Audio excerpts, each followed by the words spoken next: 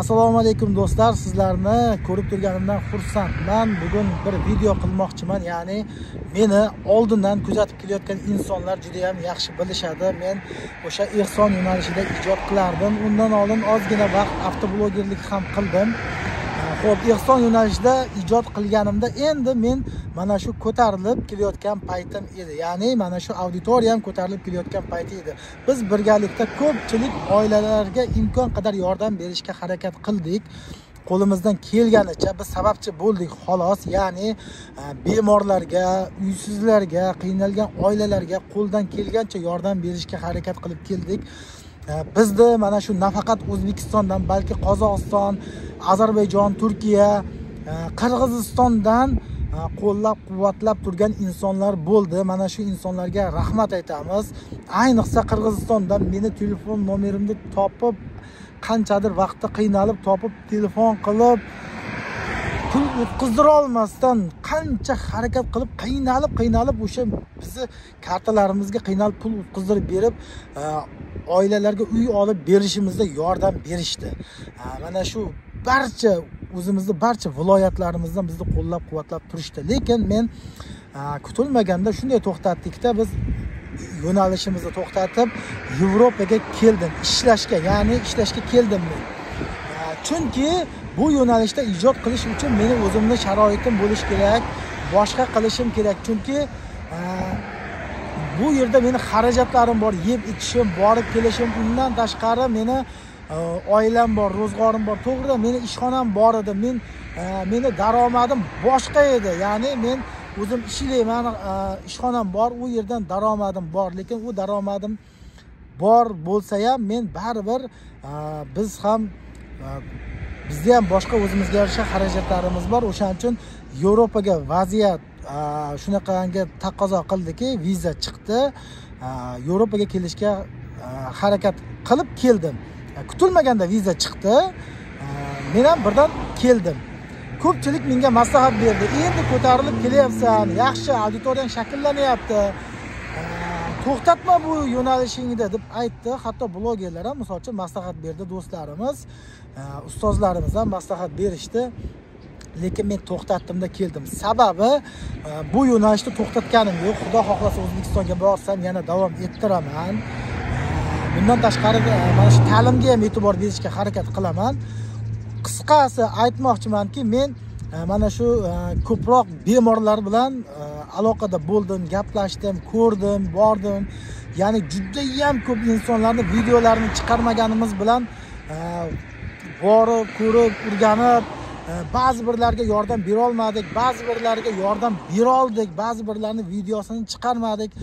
Shunchaki homiylar chiqdi-da, biz videosini chiqarmasdan o'sha video murojaat qildirmasdan turib o'sha homiylar bilan birgalikda o'sha mablag'larni berib keldik. Videolar chiqmadi. Xullas shunaqa holatlar bo'ldi. Ba'zi hollarda tuhmatlarga qoldik. Xullas har xil vaziyatlar bo'ldi. Qisqa vaqt ichida har xil vaziyatlar bo'ldi. Aytmoqchimanki, men hozir Yevropaga keldimda ko'rdim, kuzatyapman ozgina vaqt. Aslida bizda juda ham ko'payib ketibdi kasallar. Men so'radim hozir bulardan, siz bironta tanishingiz bormi, bilasizmi deb so'radim. Xorvatiyada, men Zagrebda, men aytib qo'yay.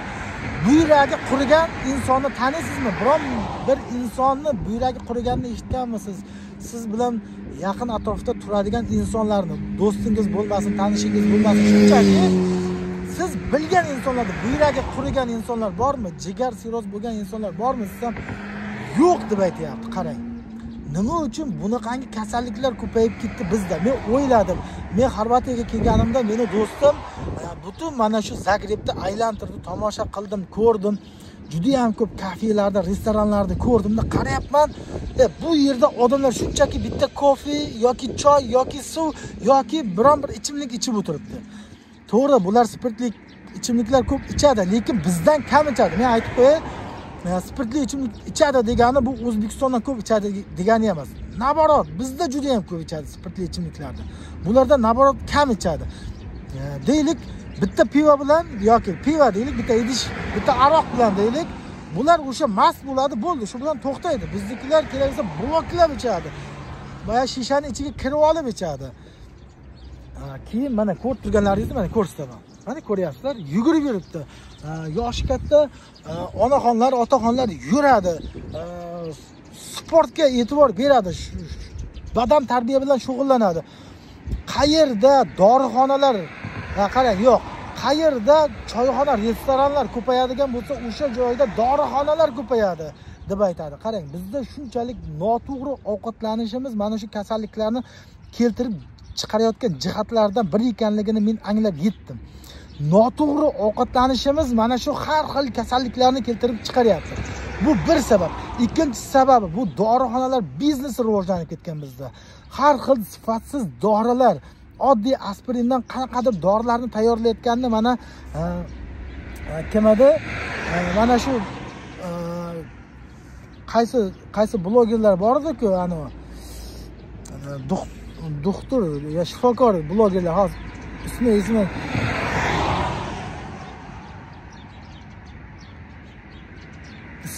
Ischanov da adashmasam, o'sha doktorlar aytib ko'rsatib beryapti, hammasini aytib beryapti.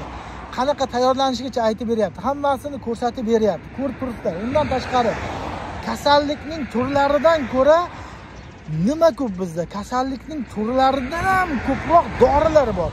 Har xil dorilar, shifokorlar ham mana gepatit qasamini bir tinga olmasdan shu turishda tupurgan holatda sizni kasalligingizga davo bo'ladigan dorilarni emas, boshqa dorilarni o'sha dori sotayotgan firmalar bilan shartnoma tuzib bemalol sizga tavsiya qilib yotibdi.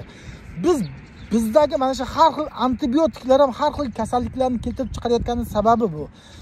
Mana shu har xil dorilar, antibiotiklar bizni kasallikka olib kelyapti. Ya'ni qarang, bu yerda siz kelasiz, xohlagan dorilaringizni bermaydi. Siz kelib turib xohlagan doringizni ola olmaysiz. Shifokorning sizga yozib bergan qog'ozlari bo'lmasa, ayniqsa Yevropaning boshqa davlatlarida bermaydi. Insonni eng yaxshi davolaydigan bu insonning o'zining immuniteti. Insonning o'zining hujayralari o'zini mana shu kasalliklarni bartaraf etish kerak. Yo'q, bizda immunitetlarimizni o'ldirib tashlayapti. Har xil hujayralarimizni o'ldirib tashlayapti. O'zimizni kasallikka o'zimizning organizmimiz qarshi ishlay olmayapti, o'ldirib tashlayapti. Ko'proq kasal bo'lyapmiz biz. Inson oddiy isitma bo'lsa o'ranib yot dedi, o'rantirib qo'yadi, mana shu sizga dori bermaydi. Yo, bular qarang, shunaqangi mana shu tabobatda o'tib ketdi bizda. Biz qayerga qarab ketyapmiz? Noto'g'ri ovqatlanish bo'lib yotdi. Men Xorvatiyaga kelishdan oldin, mana shu Yevropaga kelishimdan oldin mana kiyimlarim menga kichkina bo'lib qolgandi. Men ozishga harakat qilaman dedim-da, mana shu kiyimlarimni sumkamga solib qo'ydim. Har ehtimolga qarshi menda niyat bor edi. Harakat qilish niyatim bor edi. Shunday keldimdagini hozir kelganimdan keyin hali ham ovqatlanish rejimimni qo'ya olmadim, lekin O'zbekistondagiga nisbatan o'zgartirdim rejimimni. O'zbekistondan kiyib kelgan kiyimlarim menga katta bo'lib qoldi-da, mana ular menga shunday to'g'ri kelib qoldi. Kiyimlarim o'zimni razmerimdagi kiyim bo'lib qoldi mana shular. Qarang, sog'lom bo'layapman. Nisbatan men o'zimda sog'lig'imda o'zgarish bo'layotganini his qilyapman men. Bizda shunaqa bo'lib ketdi. Va bular qarang, bugun yakshanba kuni hamma dam olyapti. Ko'chaga chiqing, magazinlar deyarli ishlamaydi, magazinlar. Katta magazinlar, katta savdo majmualari, uzr, tilim ham kelishmay qoldi. Ishlamaydi, dam oladi. Yakshanba kuni bular dam oladi. Ishlaydi, to'g'ri, ba'zi bir magazinlar ishlaydi, lekin ishlamaydi bu yerda. Qarang, dam oladi, sog'likka e'tibor beradi. Biz topgan pulimizni to'yga sarflaymiz, yeb ichishga sarflaymiz. Uylarni, fasadlarini ko'rib aytayapman. Xorvatiyani poytaxt, to'g'ri, rivojlanmagan davlat. Men villada, bir hafta villada borib yashab keldim, dam olib keldim. Villani ichini ko'rsangiz, meni даже uyimdagi remont buni ichidagi remontdan chiroyliroq bo'lib turibdi. Mana fasadiga qarasangiz, fasadni vobshe dahshat qilib tashlamagan mana u Xorvatiyaning poytaxtidagi uylar. Bular faqat sharoitlarni yaxshi qilib qo'yibdi. O'sha hammomi, dush, banya, xullas, ana hojatxona, kuxnelari, yotoqxonalarni o'sha sharoitini qilib qo'yibdi. Biz qanday millat bo'lib ketyapmiz? Biz o'zimiz zo'r yashashga emas, bizni yaxshi yashayotganimizni ko'rsatishga harakat qilamiz. Bizni yaxshi yashayapti ekan deb o'ylashga harakat qilib ketyapmiz. kommentariyaga kirsangiz, ho'kizdek odamlarni yozayotgan negativlarni ko'rib men hayron qolaman. Qayerga qarab ketyapmiz? Qayerga qarab qanchalik bunaqangi manqurt fikrlayapmiz? Qayerdagi ahmoq, tentak blogerlarni qo'llab-quvvatlayapmiz. Bu blogerlar ham qayerga qarab ketyapti? Pul topaman deb turib, shunaqangi so'kinyaptiki, ertaga undan so'rasa, farzandlari so'rasa, "Dada, siz kim bo'lgansiz?" deb so'rasa, "Men O'zbekistonda eng zo'r so'kinuvchi bo'lganman" deb aytadimi? Yoki qush uyasini ko'rganday ko'radi deganida, farzandlari ham shunday bo'lib ketaveradimi? Bularni biz qo'llab-quvvatlaymiz, videolarga like bosamiz, kommentariy yozamiz, donatorlik qilamiz. Boshqa mana shu bizga boshqa yo'nalishda ijod qiladigan bir foydasi tegadigan blogerlarni esa qo'llab-quvvatlamaymiz. Lekin sen ham gapiraverasan, o'zingga ochko ishlash uchun chiqaryapsan, sen ham bir ko'rmassan yoki bo'lmasa u san har xil bo'lmas so'zlar bilan, bo'xtonlar bilan yerga urib bitta qilamiz. Kommentariyalarni ko'rib yopib tashlagam keladi. Xullas shunaqa. Qarang, qanaqangi biz asabiy bo'lib qo'yamiz. Bularda asabiy ham emas, bular. Xotirjam, ko'ryapsizlarmi? Qanchadan-qancha mashinalar o'tyapti. Bironta signalni eshitdingizlarmi? Haydovchilik madaniyati ham o'lib ketgan bizda. Shunaqa gaplar do'stlar.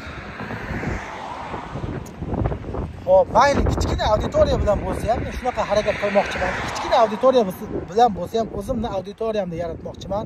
Trendga chiqarish uchun har xil videolarni chiqarishim mumkin. Lekin unaqa videolar chiqarmayman. O'sha o'zimni auditoriyam 100 ta, 200 ta, 50 ta prosmotr bo'lsin, like bosmasin mayli, lekin o'zimni auditoriyamni yarataman. Videoni hech qanaqa montaj qilmayman, shu holatda chiqaraman.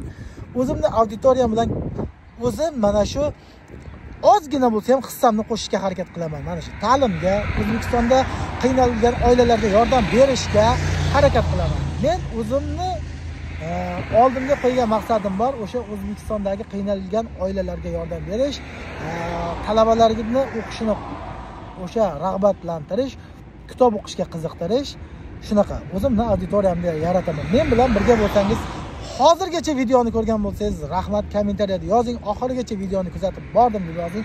Rahmat, Alloh rozi bo'lsin sizlardan. Kichkina auditoriya bilan men sabab qilyapman, xolos.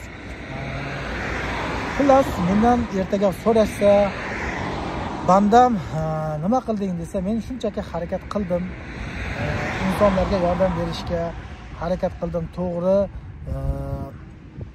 yo'nalishda harakat qildim deyman deyish niyatim bor. Xullas, o'sha menda shunaqa o'zimga qo'ygan maqsadim bor. Shu maqsad yo'lida men hech bo'lmasa harakat qilyapman. Mayli, balki natijaga erishaman, balki erishmasman. Qo'limdan kelgancha harakat qilaman. Bizni qo'llab-quvvatlab turgan bo'lsangiz, sizga rahmat, hammalaringizga rahmat. Videoni montajsiz qo'yaman. Rahmat, Alloh rozi bo'lsin sizlardan.